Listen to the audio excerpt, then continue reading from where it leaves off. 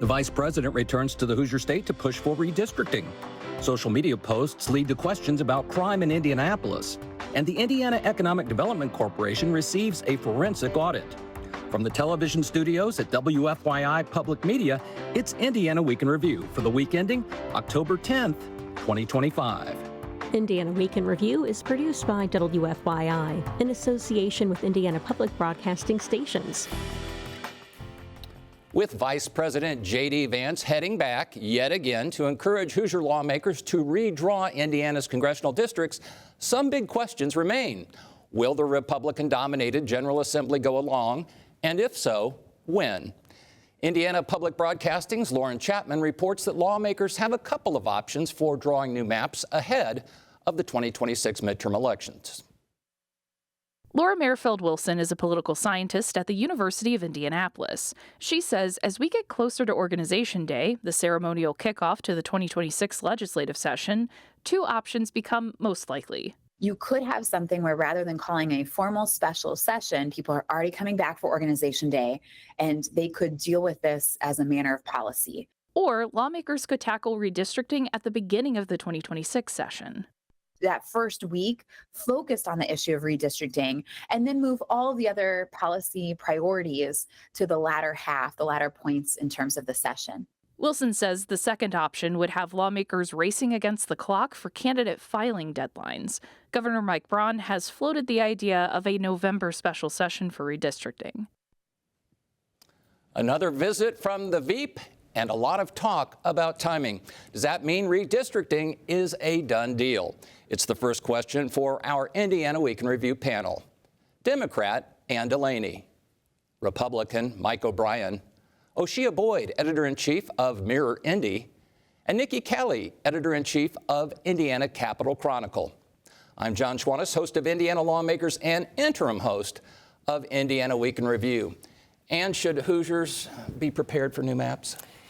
Well, you know, obviously this is an attempt on the part of the vice president to intimidate Republican leaders in the Senate who think that this is improper, and it is improper. And they're going to threaten them, they're going to intimidate them, they're going to bully them. And they feel they have to do that because, frankly, the chaos that Donald Trump has created in the economy has made him extremely unpopular. I mean, he has not controlled inflation, which he bragged he was going to do on day one. Unemployment is rising. And we look at the completely unconstitutional and illegal acts that he's doing by sending National Guard troops from one state to another. It is, if these lawmakers fold, they're going to have to tell their grandchildren at some day that they are responsible for every one of these illegal and unconstitutional acts that Donald Trump is doing. I don't know whether they'll give in. I hope that they have enough backbone to hold out.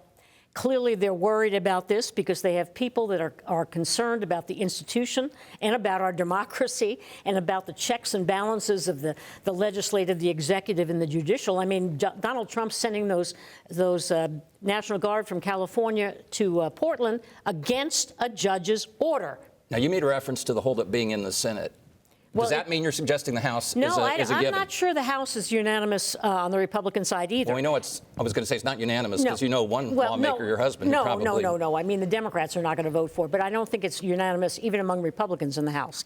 So we'll see what happens with this, but I'm hoping that these people have enough backbone to tell him to go back to Ohio or wherever he's from and leave them alone. Mike O'Brien, your take. It's going to take a lot of backbone. I long for the days of our old redistricting debates. The quaint ones that were normal. When it was perfect after 2020. Remember? Those were perfect districts after 2020. They were perfect districts after 2020. They were lauded by a lot of people. They were lauded. They weren't great continuity. So they didn't divide islands. No need to change. Indiana got an A on the map. You know, and lawmakers, if you're talking to lawmakers, they still believe that. This is a blunt political move, right? I mean, it is not a coordinated campaign. No one said anything publicly in support of this in Indiana, really. Nobody that can move the ball. Even the governor's like, I think it's a decent idea, right? I mean, but deferring to the legislature, the congressional delegation couldn't get out of the way of this fast enough. You know, and the party's been silent, which is kind of strange to me because like political parties are built for like you know, I was a county chairman, I was on the state committee, I was a congressional district chairman, I've run every campaign you can think of in the state. And you're just a soldier in the party, and you're told to run up that hill whether it makes any strategic sense or whether everyone's going to die. And that's what you do, and no one's been asked to do that, which is very strange to me. Like Jim Jordan was at the Hendricks County Lincoln Day dinner last week, didn't mention one word of this. You go to GOP club events, nobody's talking about this. And when to the extent they are, it's a deep sigh, because it's so uncharacteristically not Indiana, because it is a Washington, D.C. power move. And it'd be better for me if you could get me to the why. Like, it's intuitive, of course, in political parties that you want to have the majority, but there needs to be a reason to hold that majority. And no one said anything about the second half agenda.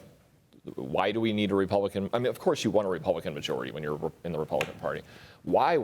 Get me to the why, and I think it gets them easier. I think you could talk more people into this, but none of that's really been done. So this is going to have to just be brutal, like just kind of intimidate. It's just leverage, right? And to it's the just all extent leverage. that there is some backbone or resistance, do you agree it's in the Senate and not in the House? Is that? I just want to get the playing field set here. When I thought the characterization that like the vice president had to come to town because we've lost momentum, there was no momentum. I mean, this was brought up 2 months ago. No one was talking about it before the day it came up. Piece, right. Yeah, and the implication was that Rod Bray is standing in the way, hiding behind his caucus, and the Senate is not built that way. The Senate is 40 independent contractors that you've got to go convince individually to do things. And yes, of course they have a leader, but it is not a top-down, beat 'em up kind of operation over there. But I also don't know that the House is in line with this. I know the guys who drew those maps in 2020 are not happy about the fact that they're being told they got it wrong. But at the end of the day, these guys are going to experience pressure on an individual level that they are not used to. That's what we're seeing. And I think ultimately that moves it. We've been focusing on 100 members of the House, 50 members of the Senate, the governor. Let's talk about some other people who might be bit players in this. Hoosier voters. We saw another poll. Bit players that suggested 53% across the board don't like this. And that was a poll, I think the firm that did that was for Independent Indiana, but it actually was a polling firm that worked for a lot of Republicans. Very closely mirrored a poll we saw, a month or so back, that said pretty much the same thing, 52% opposed. Tell me what Hoosiers are they angry, and what role, if any, will they have in sending their message to lawmakers? Well, I think that is what lawmakers are trying to figure out, right, is what to do. There's this tension of what the voters want and don't want versus what the Trump administration wants. And so it puts them in between a rock and a hard place, because you want to follow the party, but you also want to keep your spot safe, your seat safe for the next midterm, and it could be for the next election, and it could be in jeopardy. So I think that's why we're seeing this slow motion to action, because people are trying to figure out which way to go. And to your point, like, redistricting was done. People were happy with it. There's a lot of work that went into that. No one wants to do that all over again. And I think it's also setting us up for every time someone's not happy now, we can go back and redistrict, because at some point, Democrats could be back in power. And so are they going to go back and change it? Because we're just setting ourselves up for this over and over, and more than we're already doing it. So I think the problem is that they're afraid of what could happen, because who knows? Nikki, we've seen these visits, certainly by the vice president. We've seen polls. We've seen rallies on both sides. And we've seen petitions. Does any of that matter in the end? I don't think I've seen a rally in support of it yet. Okay, it was a rally of one. I think it was getting off the plane, a few people. Jim Banks was with the vice president. Yeah, Jim Banks was there Pete today, Buttigieg too. certainly was headliner, and along with Ed Delaney, I believe, at a rally against. Look, I do know that Rod Bray talked to reporters just a little while ago today, and he called the discussions productive and fruitful, which is more than he said the whole time. He said they're working on getting the votes they need. So it seems like maybe this is going to kickstart it again. I think the Republicans were going to try to just run out the clock, right, quietly, and let it just run out the clock. Those pesky filing deadlines got in the way. That was actually the plan. Yeah, but the Trump administration was like, they no, don't have we're a long attention span. Maybe they'll focus on something exactly. And so, but I don't know that they're going to be able to resist this secondary push. So a special session, you're thinking, if it is likely, will it be limited to this? Other things on the table? Oh, there'll be other things on the table. There's that absolute certainty of that. I mean, you can't cut what you're cutting from Medicaid, excuse me. You can't do what you're doing to child care and those issues and say this is the only thing that merits a special session. Well, anyone can go file ahead. a bill. Anyone can file anything. But that doesn't mean they're going to give them Leadership any will hearings control or it. anything. Yeah. They'll limit it to what they want. So smart session, or special session is the smart money bet on this. I think there's going to be a special session, and I think it's going to pass. Imagine being on the elections committee, and it's like it's 8 Republicans and 5 Democrats, and you're like the one guy that's going to like hold off. They were nervous already, and now if they watch this, they may not even want to come to work. Again, that's just pressure that no one's accustomed to here because we don't operate this way. A lot of new territory. Intimidation is what it is. A lot of new territory. Let's move on to some other new territory. When Fox Sports analyst Mark Sanchez was stabbed last weekend in Indianapolis, state Republican leaders criticized city Democrats for out-of-control crime. WFYI's Eric Weddle reports. Former NFL quarterback Mark Sanchez was charged with felony battery and other misdemeanors after allegedly attacking a truck driver early on October 4th. Both were injured. Sanchez pleaded not guilty.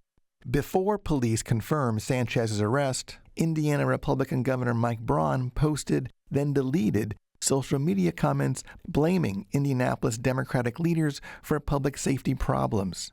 Indianapolis Police Chief Christopher Bailey pushed back on the idea that the city is dangerous. Downtown Indianapolis remains a safe and welcoming environment for the people that live here and the people that visit here. Marion County Prosecutor Ryan Mears also responded on social media with a message saying Braun was exploiting senseless violence for political gain without knowing any facts. As they say in the NFL, upon further review. Mike, is there at some point, or at what point, should state officials, and federal for that matter, weigh in on municipal crime problems? Well, I think that they already do, because both the state and the city, the CIB that controls the convention center obviously needs to be secure and safe, and they interact a lot with the sheriff's department, IMPD, and state police. That's already happening, and that's how it needs to happen. It needs to be collaborative. No one disagrees that like there are challenges downtown that need to be addressed. But look, I'll take the unpopular Republican opinion, and that is that I'm pretty bullish on Indianapolis and downtown Indy. An easy measure of the progress of a city is how many cranes do you have in the air. And we've got I start north. You have IU Health Development. On 16th Street, we've got the convention center expansion, the new hotel. There's talks about developing the U.S. Postal site next to Lucas Oil Stadium and redeveloping that into a bigger, football experience. And Circle Center downtown, like the renovation of Circle Center is going to transform downtown. So, if you fast forward 5 years, downtown's going to look a lot different than it does right now. And that is what helps whatever perceived or actual crime problem you have is bringing density to your downtown core, and that's what I know Todd Houston and the mayor's office have been really focused on. That downtown needs to thrive, and it needs to be safe, and it largely is. I think Chris Bailey's a great IMPD chief, but of course the city's got challenges that need to be addressed. But the trigger finger on going on Twitter needs to be a little slower, I think. After the whoopsie. Maybe get the facts but before also, you open your mouth. In the governor's defense and everybody's defense that tweeted about it, nobody thought Mark Sanchez was going to be the guy doing the stabbing. or getting stabbed because he deserved it. Yeah. Well, after this whoopsie, Democrats put out several statements, as we noted, saying, hey, not so fast. Is there political gain to get from calling out Republicans for trying to politicize crime? Well, that's clearly what they were trying to do. And I should do a disclaimer, first of all, because my son is involved in this case, okay? But having said that... Not one of the two principals, but... No, one of the attorneys. Making that clear. One of the attorneys. But my point is only this wasn't even about crime in downtown Indianapolis. This was only about scoring political points. And they opened their mouths and published it without knowing any of the facts, okay? And what happens to the presumption of innocence in there? I don't think these political officials ought to be wading in on an ongoing investigation under any circumstances. That's what's going to, for example, when you look at Donald Trump, I will be shocked, frankly, if a judge doesn't dismiss the indictment against Comey. and also against Tisha James, because all he's done is make it political by opining that they need to be investigated and opining that they need to be charged and firing anybody who won't follow his directive. When you get into that, actually, what you're arming the justice system, which is supposed to be non-biased. You're supposed to base whether or not you charge and who you charge by a proper investigation by the police and the prosecutor's office of what the facts are, and then decide. You don't need Braun or Beckwith wading in with their interpretation. You know, crime has been a potent political issue for as long back as any of us can remember, but it does seem that it's taken on new prominence. What can we make of that? Well, yeah, I mean, that's part of the national, theme we have going on where, they're kind of denigrating Democrat-run cities. Whoever's at fault. And of course, there are discussions we can have about lenient plea agreements. And why is that? Is it because the judicial systems are overloaded? Are judges giving light sentences because our prisons and our jails are full? I mean, let's have those discussions, but, not sort of damage Indianapolis in the meantime with false narratives, because obviously, of course, there's crime, but much of the crime is related to people, being involved in drugs and gangs and, things like that. And and so, let's have the larger discussions, but maybe in a more nuanced way, which I think is perhaps a little too optimistic on my part. Well, Oshia, given this faux pas, is this going to change the tenor of these kinds of things? Or, in other words, will people be a little more reluctant to fire off those social media messages? Or give it a week and are we going to be back to same old, same old? You're saying, have we learned lessons here? No. There you go. No, it's going to be the same thing because we're trying to prove points that this Democratic-run city is it's run amok, it's out of control, and that's really damaging to people who live in this city, like me, who support this city, people who work here and have community and family, but also thinking about the long-term impact. Because there's some short-term gain of making this city look bad, but what are the long-term impacts? We want people to move here. We want businesses to come to Indianapolis. So then how are we harming Indianapolis if we keep painting this picture of that it's out of control because it's a Democratic-run city? All right, time now for viewer feedback. Each week we pose an unscientific online poll question. This week's question, does Indianapolis need outside help to enforce public safety? Yes or no? Last week's question, should lawmakers prioritize extending subsidies for those getting health insurance on the federal marketplace? 90%, I'd say that's a majority, said yes, only 10% no. If you would like to take part in the poll, go to WFYI.org/IWIR and look for the poll.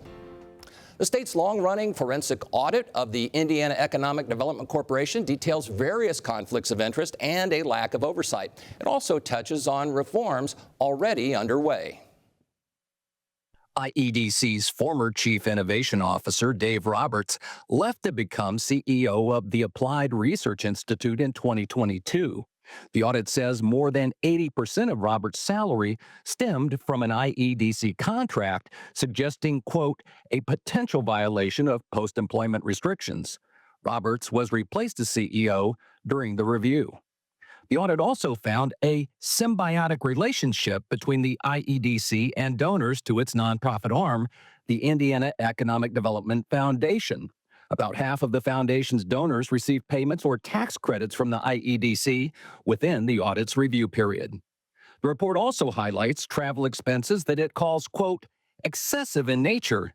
The foundation, for example, paid more than $86,000 for international car race tickets and events.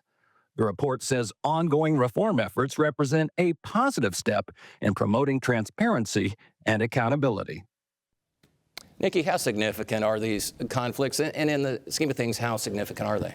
Yeah, I mean, I think it's pretty bad. I mean, I think everyone sort of knew that the IEDC was, I think slush fund might be a little too strong, but, this was an old boys network, a good old boys network, and who you knew and what you could get out of it. And especially the foundation, which was accepting donations from companies who were getting grants, and yet some of that was secret. So I think it's pretty significant, and people are questioning, what's going to be different going forward, as they should. We're still waiting to see how that plays out. Yes, they've made some changes on how the votes go. Hopefully they'll do more of actually disclosing conflicts of interest. It seems like the IEDC was kind of ignoring the ethics stuff over here, whether it be, after your employment after you leave the state or actually filing conflict of interest disclosure. So hopefully we'll see some improvement in that. But I think the main issue is that you've eroded trust in that whole agency. And there's an entirely new board now compared to when this all took place. So Shia, are Hoosiers paying attention to this? And if not, should they be? I don't think the regular person pays attention to these kind of things because I think that it operates the way people think government operates, is in secrecy, good old boys network. You have people called Three Kings, giving their friends cronyism. I think people just think this is how government works anyway, so what's the difference? But we should be paying attention because it should be transparent. We should know how things are operating. So yeah, I think this has shed some light on, okay, things should not operate the way they have been, so what can we do? Because when you have me giving my friend business and gatekeeping and all these things going on, it does destroy faith in government, and it makes people feel like how they already feel. We don't trust government. People do not trust government right now, and it's been exploited that we don't trust government as well. Mike, is this the end of the line for this? I'm reminded that there is still a referral to the Inspector General. The governor's office, his spokesperson, alluded to that this week. He had called for it back in April when this all got underway. Are we done with this, or is another shoe to drop? Well, one, I think the governor's doing the right thing to take a look at it. It's a lot of money that flows through there, but it costs a lot of money to accomplish the big things that the Holcomb administration did, which was to attract record investment every year, increase wages. You look at $86,000 in race tickets and go, how dare they? But then, McLaren's building a headquarters in Brownsburg. The United States has an F1 team now with the Andretti family. And their $200 million headquarters is being built in Fishers. That stuff doesn't happen by accident. It happens because you get on a plane and you go to Italy, and that costs money. And could there have been more transparency along the way? Given how the IEDC has to operate in competition with other things, transparency can't be what it is in other parts of government. But of course it could have been more transparent, or there should have been maybe a more public conversation along the way about, like, hey, here's where we're going and why. But we're in competition with other states, and I hope it isn't the end of the IEDC being the engine, helping be the engine of that in how it attracts jobs to Indiana. Several Democrats in the legislature, including one you know well, Ed Delaney, same last name by coincidence, said, hey, we need to have a legislative probe. We need to look at this, and we need legislative fixes. Is that going to gain traction? I don't know, because it's clear that the Braun administration wants to say it's walled off, it's done, I'm fixing it, no problem. $500 million went through that agency, okay? And yeah, you may have to go to Italy. You don't have to travel first class, and you don't have to stay in a 5-star hotel, and you don't have to go to a Michelin restaurant. $5 million in travel in 3 years. I mean, these are the kinds of things in the self-dealing and where the money went and all of that need to be probed so that we know that the money that's already been spent wasn't spent in the wrong way. Going forward, fine. Do what you can do to make it better. But in the meanwhile, we need to look at what happened in the past. Has the governor done a good job of insulating himself from any fallout, do you think, Nikki? Well, sure. I mean, he wasn't in charge then, so yeah. No. But when the refinings came out this week, I noticed they came out as part of a release from Elevate Ventures, which was one of the entities that was prominent in the audit. I mean, they sent a release, sure, because they wanted their quotes in there too, but I mean, they were released from the state government. He didn't have to push that audit, so I give him credit for that. Obviously, he doesn't want it to hang on as a big hangover for months and months and harm their long-term economic development goals, but we know a lot more since he became governor than we did before. And we don't know a lot more because a lot of the auditing between the redactions in that forensic report and the things they didn't look at are still questions that need to be answered. All right, we've got to wrap this up. IU football team, my goodness, looking great. You knew I had to talk about this. And what do you think? I won't say slam dunk against Oregon, but Give me your assessment. You know, I think they're going to surprise everybody. I think they've surprised everybody already, and I think they're going to continue to do that. And that the quarterback is good, the line is good. We could go all the way. Let's go around. I've got to have some unanimity on this, Mike O'Brien. Oregon's got the longest home winning streak. It has to break football, sometime. So they're due. They had Animal House tape. I'm out of it. I'm out of it. Done with that. I doubted the Fever getting out of the first round, so I'm gonna pull and say There they're you gonna go. do it. That's right. All right, go Hoosiers. Well, that's Indiana Weekend for Review. I know this show for this week. Our panel has been Democrat Ann Delaney, Republican Mike O'Brien, Oshia Boyd, editor-in-chief of Mirror Indy, and Nikki Kelly, editor-in-chief of Indiana Capitol Chronicle. I'm John Schwantes, host of Indiana Lawmakers. Join us next time because a lot can happen in an Indiana week.